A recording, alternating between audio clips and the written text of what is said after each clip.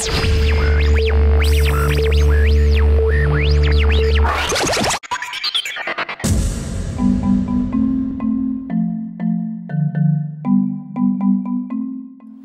name is Sharon Simmons, and I'm the CEO and founder of Trafalgar Solutions Group. Trafalgar Solutions Group was founded in September 2011. The vision for Trafalgar Solutions is to create software solutions to solve problems.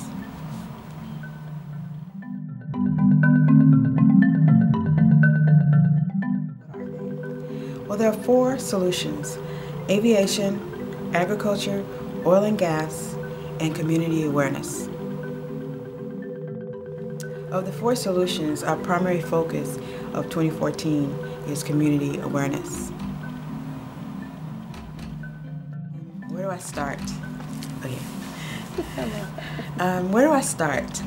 I'm going to start with how this thought first began. I was on workers' comp, and I was home with a back injury. And one day I got a phone call that my nephew was shot and killed. And this happened while he was playing basketball with some friends. I was very upset about it, and at the time I couldn't travel. So I wasn't able to go to St. Kitts and be with the family. Like I said, I was very upset about this, and after I received the phone call, my niece told me that there were other people that saw this incident and they wouldn't tell the police.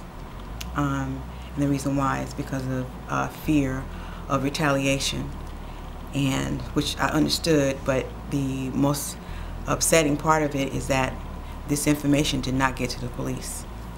So I thought, okay, now what can I do? I do not work in the IT industry. I work in aircraft maintenance, and I've been in this industry for over 26 years. So I have no IT skills or how I can fix this problem. But problem was the most thing that stood out to me, the problem. And the problem is that the community needs to remain anonymous, and law enforcement needs more information. So I thought, well, how can I put the two of them together? So I opened up my laptop and I typed into Google, how do you create an app? Because my thought is, if I can get the community, keep them anonymous, and get more information to law enforcement and put the two of them together, use technology, since I'm at home in bed, there's nothing I can do, I can't put the two of them together. But if I use technology, then we may be able to get somewhere with this. Now, most individuals have cell phones. So I'm thinking, why don't I just use an app? And so how do you make money on apps? And where do I get the answer to this? I don't have any friends that are in IT industry. So I went on, like I said, I opened my laptop and I went online and I typed in to Google, how do you create an app? How do you make money on apps? Once I realized I needed a developer, then I thought, okay, well then, what do I say to a developer? What do I need to give a developer? So this is what I typed into Google. How do you interview a developer? And it gave me the answer. The answer was talking about storyboarding. I didn't know what storyboarding was. So I typed in, what is storyboarding? So it explained to me what it was.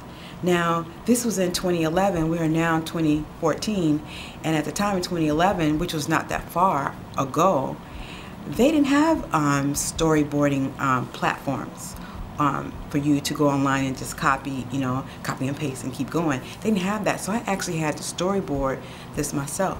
And this is what I had to do to get it prepared for the developer. Once I gave it to the developer, then they were able to take those functions from the storyboard and actually put code to those functions. The other side of that was it costs money. And like I said, I was on workers' comp. I didn't have the money, but I had a passion to solve a problem.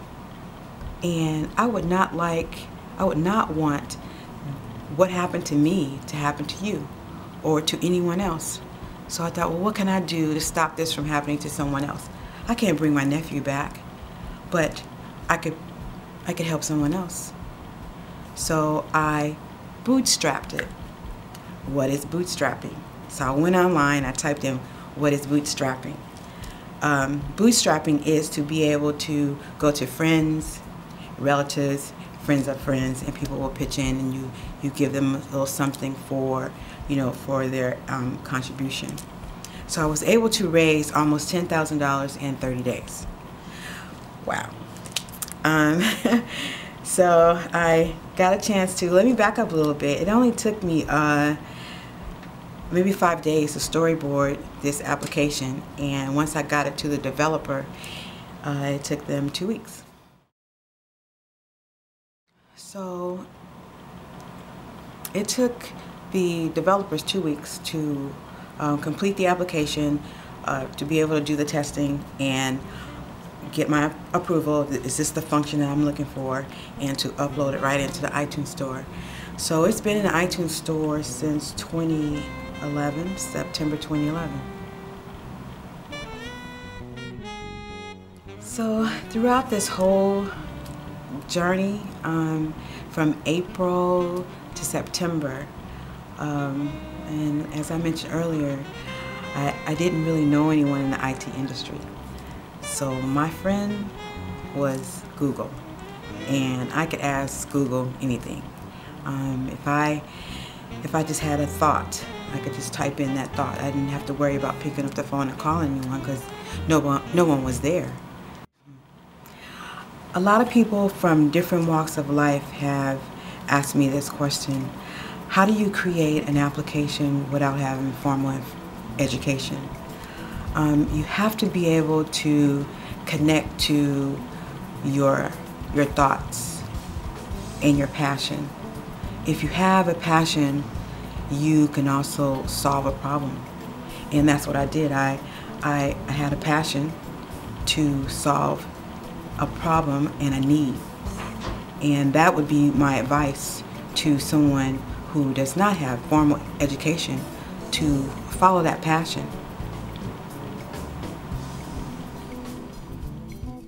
No, well, it's just that a person with the education, with the IT skills and being able to code, you still have to have a creative mind to be able to create and to be able to find the need that needs to be solved. Supply and demand, they say in the business world, but you have to connect to either the problem or the person or the situation. You have to be able to connect. So you take the technology and you connect to the people.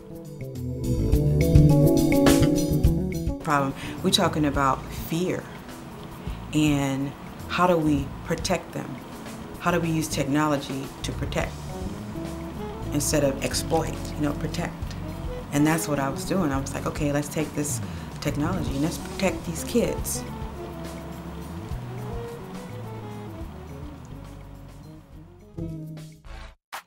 So the name of the app is called iGot'em. And I guess you're wondering where I came up with the name, iGot'em. Well, my grandson helped me with the name because we went around in circles like, what should we call this?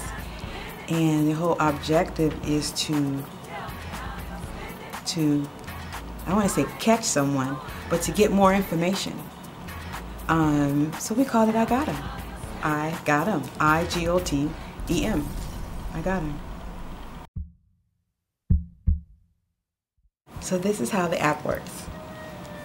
Let's say we're at a grocery store. Most people have cell phones. Let's say we're walking out to the car and we see someone getting their purse snatched. Usually most people don't want to get involved. So we're going to launch the app, hit the red button, take a picture. You're going to type in the description. You're going to hit enter, and it goes right to law enforcement, Crime Stoppers, or the information will go into a cloud, and now we have captured the information and it will go to the designated person.